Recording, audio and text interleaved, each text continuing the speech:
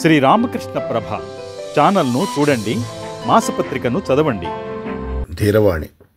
పుణ్యభూమి మన భారత భూమి. ఈ భూగోళం మీద పుణ్యభూమి అనే ప్రశంసలు అందుకునే ప్రదేశం ఏదైనా ఉంది అంటే అది మన భారతదేశం మాత్రమే. ఏ భూమిలో సౌకుమార్యం, ఉదారత, పవిత్రత అత్యున్నత స్థాయిని చేరతాయో, ఏ ప్రాంతంలో ఆత్మవిచారం, తాత్విక ప్రవృత్తి అధిక పాళ్లల్లో ప్రవర్తిల్లుతాయో అదే పుణ్యభూమి. మనం రాజకీయ ఆధిక్యతను కానీ సైనిక శక్తి సామర్థ్యాన్ని కానీ మన జాతి గమ్యంగా ఎంచుకోలేదు. పూర్వం ఇది జరగలేదు, ఇక ముందు జరగబోదు కూడా.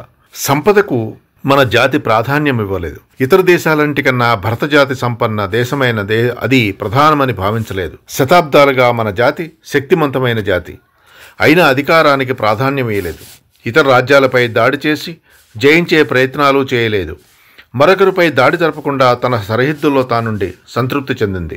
సామ్రాజ్యం కోసం భారత జాతి ఎన్నడూ వెంపర్లాడలేదు. కనుక సంపద, అధికారం ఈ జాతికి ఎన్నడూ ఆదర్శాలు కాలేదు. వేదకాలం నాటికే భరత జాతి తన గమ్యం ఏమిటో ప్రపంచ ప్రజల ముందు ఉంచింది. అధికారం వల్ల కాదు, సంపదల వల్ల అంతకన్నా కాదు, కేవలం ప్రాపంచిక విషయాలను చదించడం వల్లే అమృత తత్వాన్ని అంటే కైవల్యాన్ని చేరుకోగలం అనే పిలుపు మనం ప్రపంచానికి ఇచ్చాం. జాతి తర్వాత జాతి, ప్రపంచ జాతులన్నీ కోరికలను నియంత్రించడమనే చిక్కు సమస్యను స్వీకరించి పరిష్కరించడానికి వారి శక్తి సామర్థ్యాలను వినియోగించి ప్రయత్నించాయి.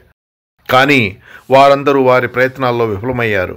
అధికార వ్యామోహము, ధనాపేక్ష తెచ్చిపెట్టే దుష్టత్వము, దైన్యం లాంటి వాటి వల్ల వారు నామరూపాలు లేకుండా పోయారు. నేడు కూడా వారు అదే పథంలో నడుస్తూ పతనానికి చేరువలో ఉన్నారు. కానీ మనం మాత్రం సమస్యను పరిష్కరించుకున్నాం, మన గమ్యాన్ని నిర్దేశించుకున్నాం. అదృష్ట దురదృష్టాల మధ్య కూడా దానికే కట్టుబడి ఉన్నాం. చివరి వరకు దానినే నమ్ముకొని నడుస్తాం. ప్రాపంచిక విషయాల పట్ల నిరాసక్తత, వైరాగ్యము ఇవే మనం ఎన్నుకున్న పరిష్కారాలు. ఇదే భారతదేశ పరమార్థం. మనం నిత్యం ఆలపించే జాతీయ గీతాల అంతరార్థం. దేశ మనుగడకు వెన్నెముక ఇదే. దేశం ఉనికికి కూడా ఇదే పునాది. దేశ అస్తిత్వానికి సాహేతుకతను ప్రదర్శించేది ఇదే. దీన్నే మనం మానవ జాతిని తాత్వికులుగా, ఆధ్యాత్మిక జ్ఞానులుగా రూపొందించే కార్యక్రమంగా భావించాం. ఈ జీవిత విధానాన్ని నుంచి జాతి తన దృష్టిని మరల్చలేదు.